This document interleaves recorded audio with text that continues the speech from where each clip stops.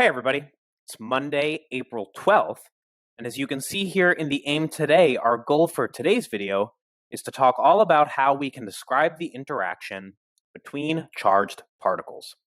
So there are a lot of things that we can say about the interaction between charged particles, but the first thing that we should talk about before we even get to that is the interaction between all objects in the universe in general. Because now that we are talking about the interaction between charged particles, we are sort of getting the opportunity to take a broader look at the way objects interact with each other in general. And the way objects interact with each other in general is by exerting forces on each other. And so the first thing I want to say here is that in the universe, there are what we refer to as four fundamental forces. And essentially what we can say here is that all behavior in the observable universe results from interactions between objects which make up these four distinct fundamental forces. Take a second to pause this video here and write that down, and when you hit play, we'll talk about what those forces actually are. So there are four fundamental forces in the universe.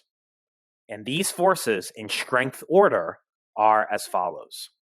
The first one we've actually already referenced before, and that's called the strong nuclear force. We talked about this when we first introduced static electricity because we were talking about how it is possible for protons to exist in the nucleus if protons repel each other, right?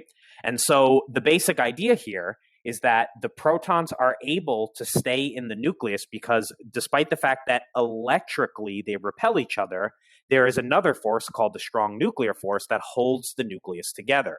It binds together the protons and the neutrons. Now, this little side note here is just a separate issue, but is a nice little piece of vocabulary. Because protons and neutrons are particles in the nucleus of an atom, they are sometimes called nucleons because they are particles that exist in the nucleus.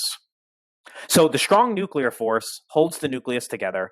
It binds protons and neutrons together. And what we are saying is that is stronger than the electromagnetic force. The electromagnetic force is really what we're getting at here today, because the electromagnetic force in many ways is a little more complicated than this, but we can say at the basic level, as far as this course is concerned, it is responsible for the attraction and repulsion of charged particles. After the electromagnetic force, in terms of strength, we have a force called the weak nuclear force. As you've probably imagined by now, physicists are not particularly creative when it comes to naming forces. The weak nuclear force obviously is weaker than the strong nuclear force. It is another force that involves objects that are in the nucleus. And the best thing we can say about it, because you don't really need to know about this for this class in great detail, is that it's responsible for particle decay. And the weakest, which may seem surprising, the weakest of these four fundamental forces is the force of gravity, which of course is responsible for the attraction of objects with mass. Now, it may seem kind of perplexing to you that the weakest force in the universe is the gravitational force, because the gravitational force is responsible for almost everything you see on the Earth. You know, when you take something and you let it go, it drops to the floor. It's also responsible for holding the Earth in orbit around the sun, but it is weaker than all of these other forces. Now, we are going to talk in a little bit about how we can definitely tell that the electromagnetic force is stronger than the gravitational force.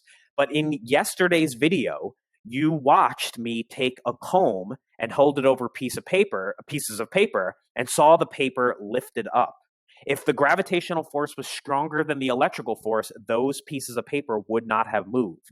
If you've ever seen a balloon rubbed on somebody's head and then stuck to a wall, you could also conclude that the electrical force holding the balloon up was stronger than the gravitational force acting down, because if the gravitational force was stronger, the thing wouldn't get stuck to the wall. It would fall back down to the ground. Take a second to pause this video here and write that down.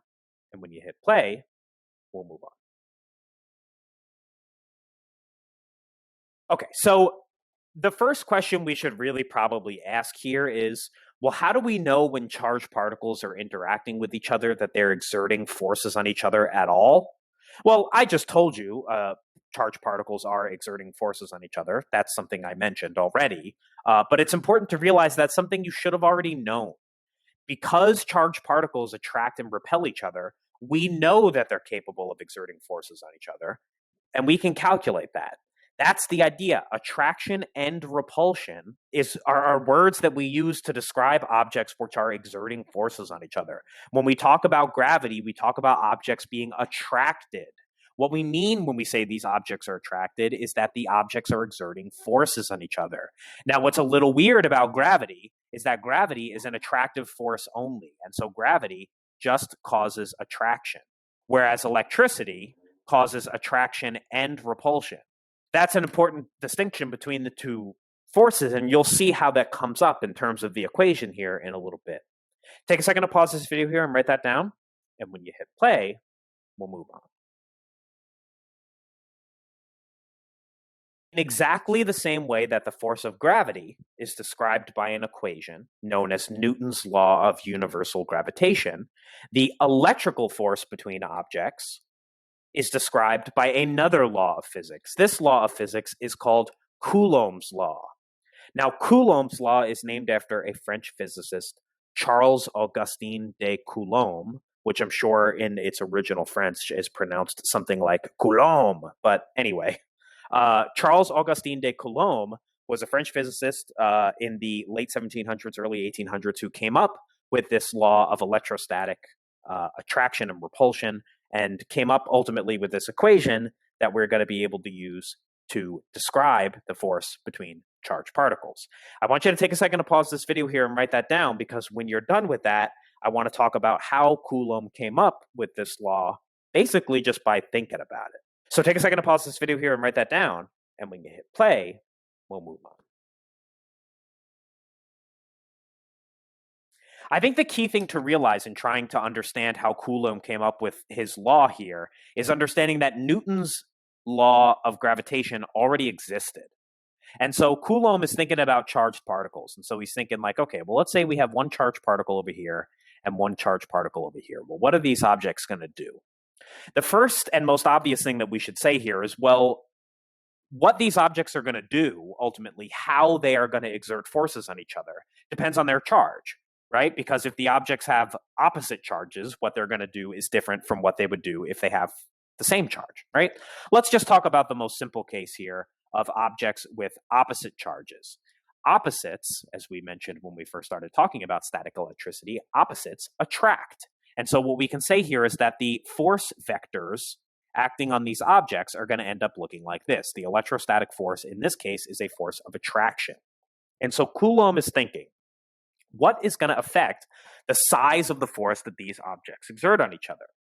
And so he's thinking and he's thinking and he's thinking, and he's keeping in mind that when we have objects with mass arranged like in exactly the same kind of configuration, the force of gravity between them is given by this equation. And he's thinking and he's thinking, and he ultimately arrives at a pretty simple argument. He says, well, if one of these objects had more mass, the force of gravity between them would be larger. And if one of these objects had more charge, it kind of makes sense that the electrostatic force between them is going to be larger too. I mean, think about it. What we are saying is if the objects have no charge, there's no electrostatic force between them. If the objects do have a charge, then there is an electrostatic force between them. And so it logically follows that if the objects have a larger amount of charge, well, then there's going to be more force between them. And so then we have to ask ourselves the question, what is the mathematical relationship between two variables if more of one gives you more of the other? And what he ultimately realizes is that the force and the charge must be directly proportional. Now, notice here, I haven't said this yet, so I just feel as though I should point it out. Keep in mind, for this equation, we said this force is gravitational in nature, and so we give it the subscript G. Well, when we're talking about a force that is electrical in nature, or an electrostatic force, well, we give it the subscript E. You'll see that when we come to formally introduce the equation. And then he's thinking, okay, well, what else might be something that could change the size of the electrical force between them? And in a totally unsurprising way, he says, well, what if you have another positively charged particle all the way over here? They're still going to attract each other, but then he asks a pretty basic question. Let's say here that we're calling this charged particle C, this charged particle B, and this charged particle A. Charged particle A is negative. And so it is being attracted by both B and C. And so the question he asks essentially is, well, which one is going to attract more? Which one is going to pull on this thing harder? Is B going to pull on A with more force, or is C going to pull on it with more force? And the basic conclusion here is not surprising. If an object is farther away, as is the case for C, it exerts a smaller force on object A compared to object B. Object B is closer, so it exerts more force. And so he tries again to think, well, what is the mathematical relationship then if more distance means less force? And the basic conclusion is that the electrostatic force then is going to be inversely proportional to the distance. But he realizes, I wonder if the force of static electricity works just the same way that Newton's law works. In other words, that it's not inversely proportional to the distance, but rather is an inverse square law, like the universal law of gravitation is. Now, as it turns out, that ends up being right. But this is the idea. Coulomb realizes that the way it seems to make intuitive sense that the electrical force should work is really super similar to the way the gravitational force should work. And so what the equation here is going to look like should not be a surprise to anybody. Take a second to pause this video here and write that down, making sure to incorporate all parts of this diagram. And when you hit play, we'll take a look at the equation.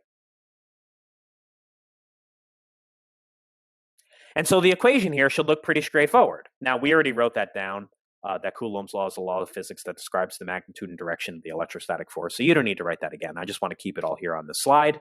The symbol for the electrostatic force, as we already said here, is F with the subscript E for electrostatic. And the equation looks like this. Look familiar?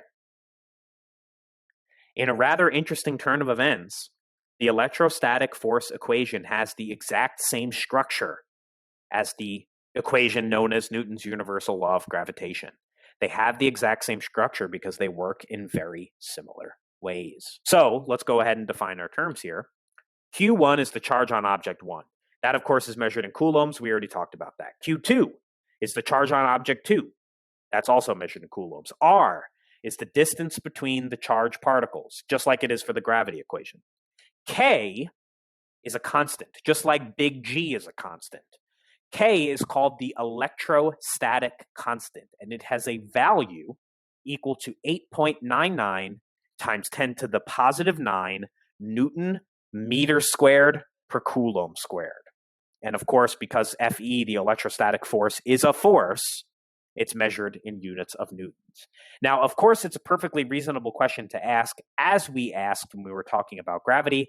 How do we know the units of the electrostatic constant are Newton meter squared per Coulomb squared? Well, it's pretty easy to figure it out. You just take this equation and you solve it for K. So the equation is K, Q1, Q2 over R squared. If we're going to solve that for K, the first thing we're going to have to do is multiply both sides by R squared. So we have Fe over R squared. So that means the equation for K is going to be the force times R squared over Q1 times Q2. And the way we figure out that the units are Newton meter squared per Coulomb squared is because, well, the unit for the force is newtons, and the unit for R squared is meters squared. And when we take coulombs times coulombs in the denominator, we get coulombs squared. That's it. It's pretty good sense. Take a second to pause this video here and write that down. And when you hit play, we'll move on. All right, let's just take a look at a quick diagram here very quickly showing the interaction between charges. Essentially, there are two possibilities. Either the charges are going to be the same sign, and that could be positive, positive. I'll write that over here, I guess. That could be positive, positive, or negative, negative. And if that's the case, the charges are going to repel. These force vectors are going to point in opposite directions. Of course, the other possibility is if these charges are opposites. And so, of course, the one on the left could be positive and the one on the right could be negative, or the one on the left could be negative and the right could be positive. Same thing. And if they're opposite charges, then they attract. And so the force vectors are going to point in like this. That's an important thing to pay attention to. And so this is a diagram of what it looks like here. You're going to be given the distance between the centers of the charges. You're going to be given their charge values.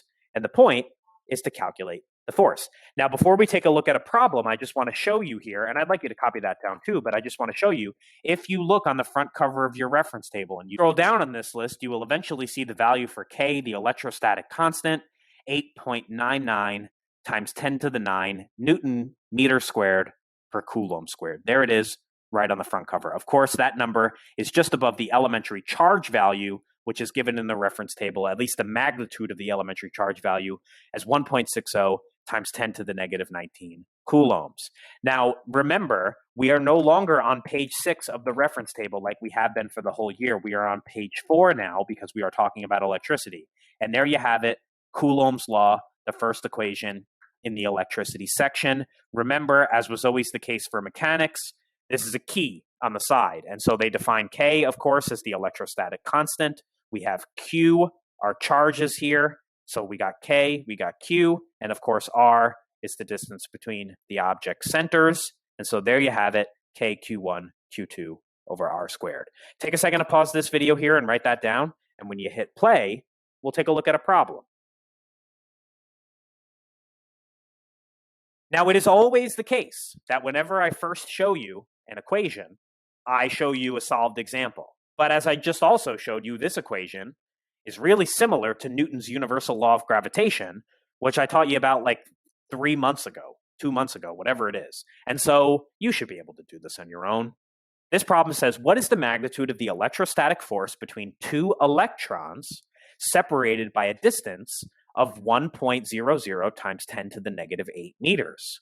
Based on what you know about Newton's universal law of gravitation, this should not be a terribly difficult calculation for you to do on your own. Give it a shot. Take a second, pause this video, try this calculation on your own, and when you hit play, we'll go over it. All right, now the first thing I think to notice about this problem, which is a little peculiar, and I think it's important to realize this is going to come up quite a bit in static electricity. In a lot of these problems, there's not going to be very many numbers given. Notice in this particular problem, there's only one number given. The equation, though, that I just showed you, K, Q1, Q2 over R squared, has 4 numbers in it. They only gave us 1. You need to realize 2 things when you're doing this problem. The first thing you need to realize is that because K is a constant, the value you're always going to write for K in your list of knowns here is 8.99 times 10 to the 9 Newton meter squared per Coulomb squared. The obvious question here then that we have to ask is, well, if the electrostatic constant is always going to be 8.99 times 10 to the 9, then what the heck are we going to use for the charge here? The only thing they tell us is that it's 2 electrons. It's super important to remember. When we were first talking about static electricity, we said the reason why we refer to this charge value, 1.60 times 10 to the negative 19 coulombs, as the elementary charge, like a super important charge, is because that is the charge on both the proton and the electron, or at least its magnitude. And so your list of knowns here should look a little something like this. Of course, we're going to write down K, and K here, obviously, just copy out of the reference table, 8.99 times 10 to the positive 9 Newton meter squared per Coulomb squared. Q1, the charge on one of the electrons, is going to be negative 1.60 times 10 to the negative 19 coulombs. Same thing for Q2. The second particle is an electron as well, so its charge value is going to be negative 1.60 times 10 to the negative 19 coulombs. Super important to realize here, the charge sign matters. These charges are electrons, and so their values should both be written down as negative. The separation distance between the centers of these electrons, as is given in the problem, is 1.00 times 10 to the negative 8 meters. And that's everything we need to have in order to be able to solve for the electrostatic force. And so the electrostatic force, as we explained here in the beginning, is given by the equation K, Q1, Q2 over R squared. And so this problem is just a basic plug-in. We take the force value here. We have Fe, 8.99 times 10 to the 9 Newton meter squared per Coulomb squared. Q1, negative 1.60 times 10 to the negative 19 coulombs. Q2, negative 1.60 times 10 to the negative 19 coulombs. And then, of course, we're going to divide that by our separation distance here, 1.00 times 10 to the negative 8 meters. And, of course, we've got to put that in parentheses and square it. Now, the answer here is really all going to be determined by what you do with your calculator.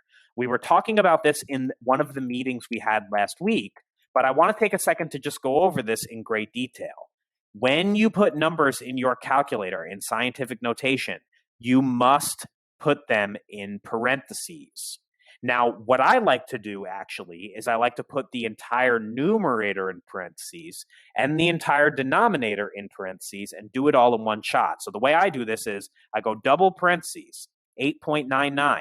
Then I hit second comma to get my little e. That means times 10 to the whatever number is after it. And then I put 9. Then I have negative 1.60 times 10 to the negative 19 coulombs. Again, notice here I'm using that e button. Then I'm going to close that one up. And then again, another number in scientific notation. So I'm going to use the e button on my calculator, 1.60 times 10 to the negative 19. And of course, that's a negative number to begin with. And then notice now here, this parentheses is closing up the whole top. Now I hit divided by, double parentheses again. Then I have 1.00 times 10 to the negative 8th. That's me closing up the number. Then I'm squaring. And now I'm closing up the whole denominator. If you put this into your calculator like this will never give you the wrong answer. And if you put that into your calculator like that, you get 2.30 times 10 to the negative 12 newtons. And that, as it turns out, is our answer, 2.30 times 10 to the negative 12 newtons. And what I think is really important to realize about this answer here is that we had two negatively charged particles, and because both of their charges were negative, when we did that multiplication, it ended up giving us a positive answer. Now, I mentioned here at the beginning of this calculation, the sign of the charge really, really matters. What do you think the sign of this force, when it becomes positive, is actually telling you? I want you to take a couple seconds. Pause this video here and write that down, adding any parts of this solution that may be missing from your own. But I also want you to think about that question I just asked. What do you think the sign of this answer actually means? And when you hit play, we'll go over it.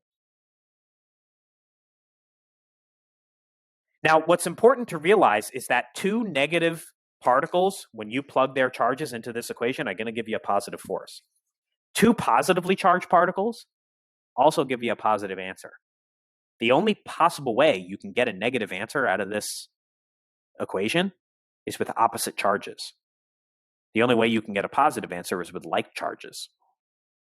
Do opposite charges do different things than like charges? Yeah, they do. That's the basic distinction here. This is very important. We're going to write this under the heading Coulomb's law sign convention.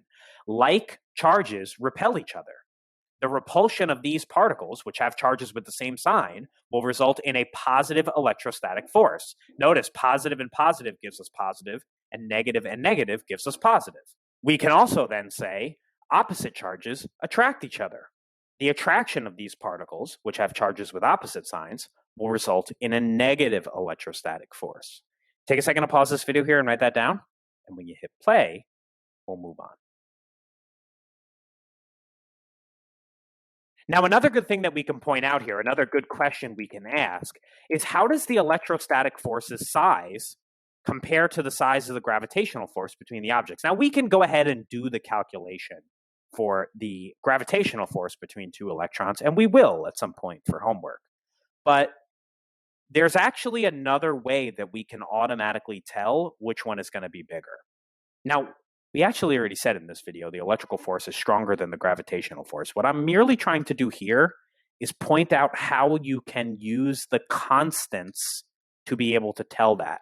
Since the electrostatic force constant, 8.99 times 10 to the 9 Newton meter squared per Coulomb squared, is almost 20 orders of magnitude, or 10 to the 20 times bigger than the universal gravitational constant, which is 6.67 times 10 to the negative 11, we can tell that the electrical force is significantly larger than the gravitational force.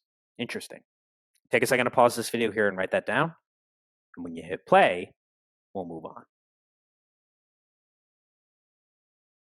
It's important to realize, just in case you don't quite understand that, what we were just saying there is very simple. The electrostatic force calculation is always going to have us multiplying the charges by a number that has an exponent times 10 to the 9. That's a billion. When we do the same thing for gravity, the number we're going to be plugging in has an exponent times 10 to the negative 11. It's way smaller. And so that's why the gravitational force is always going to come out calculated as being smaller, because it is smaller. That's the idea. Now, another interesting question for us to consider, or really two questions for us to consider, are how can we describe the relationship between the electrostatic force and the distance between charged particles? How can we reflect that mathematical relationship on a graph of electrostatic force versus distance? I want you to take a second to think about that. And while you're thinking about that, we might as well show it in the form of a question. Here's a kind of question that they can be asking about that very issue. The question says, which graph best represents the relationship between the magnitude of the electric force between two identical spheres possessing 1.0 coulombs of charge, that's positive, and negative 1.0 coulombs of charge, respectively, as well as the distance between them? Take a second to pause this video here, try to come up with an answer, come up with an explanation, and actually write it down. You're going to have this on the electricity test, whenever that may be. What would you write? What's the answer? When you hit play, we'll go over it. Now, the answer here should come as no surprise, considering that we've talked about the graphs for gravity so much. The answer here is choice A. What would you write? Well, you could write the electrostatic force is inversely proportional to the square of the separation distance between the objects, or Fe is inversely proportional to r squared. As a result, as the distance increases, the force decreases exponentially. And as the distance decreases, the force increases exponentially. We get this classic graph that we always see for an inverse relationship. And that's the idea. Take a second to pause this video here and write that down. And when you hit play, we'll move on. All right, now very quickly before we go here, I just want to take a look at one last hard question. This question here says the diagram below shows two small metal spheres, A and B. Each sphere possesses a net charge of 4.0 times 10 to the negative 6 coulombs. The spheres are separated by a distance of 1.0 meters. And they show you that exact thing in a diagram.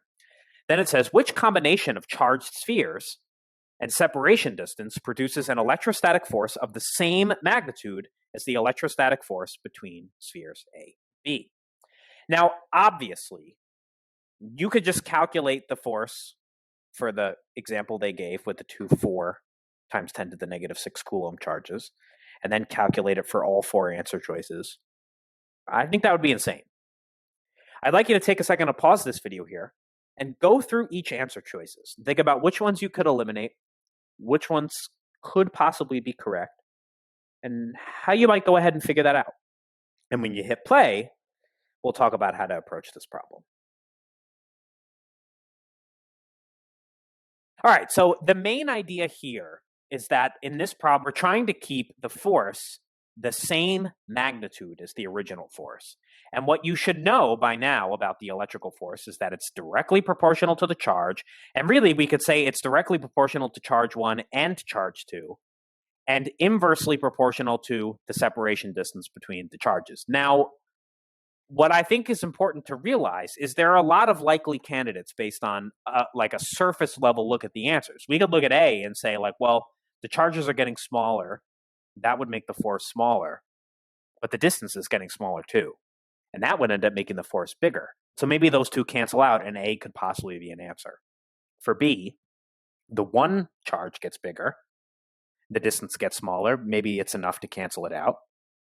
C is the only one that doesn't really work so much. You could tell mostly just because of the way the charges change, but even still, the charge gets bigger, which would make the force bigger, and the distance gets bigger, and so that would make the force smaller. And so maybe it could. You'll see it doesn't. And then for D, the charges both get bigger, which would make the force bigger, and the distance gets bigger, which would make the force smaller, so maybe it cancels. It all ultimately is about the ratio of the change in the charge to the change in the distance squared. And now I just realized I didn't write squared there, but that part is very important. It's important to realize here, you want to get the changes in the charge to exactly cancel the changes in the distance. And so if we look at the equation, Fe equals K Q1 Q2 over R squared, we can come up with a few basic relationships. If you double one charge, you're going to get a 2 up top. If you double the distance, you're going to get a 4 in the bottom. Now notice, if you double both charges, you get a 2 from Q1, a 2 from Q2, and then a 4 on the bottom, and those would cancel. And notice that's what they're showing you here in choice D. Really, the point of introducing this question is for you to recognize that the 1-1-1 rule is a relatively smart way to go about proving that D is the correct answer. And the work for the 1-1-1 rule here would look a little something like this. Notice, in choice D, the original charge is 4. These new charges now are both 8 times 10 to the negative 6 coulombs. And so those charges double. And the distance went from 1 to 2, and so that doubled as well. And so we write the original equation, then we write our prime equation where we substitute in for the changes. So we put in a 2q1 for q1, a 2q2 for q2, and a 2r for r. And when we end up doing that math in the top, we get 2 times 2 is 4. When we do that math in the bottom, we get 2 squared is 4. And of course, here now the numbers you're going to pull out in front are a 4 from the numerator and a 4 from the denominator. And those ultimately cancel, giving you that the new force is exactly equal to the old force. Just like for gravity, the 1-1-1 rule can come up for static electricity. But with that, that is where we'll leave it for today. All right, everybody. Have a good one.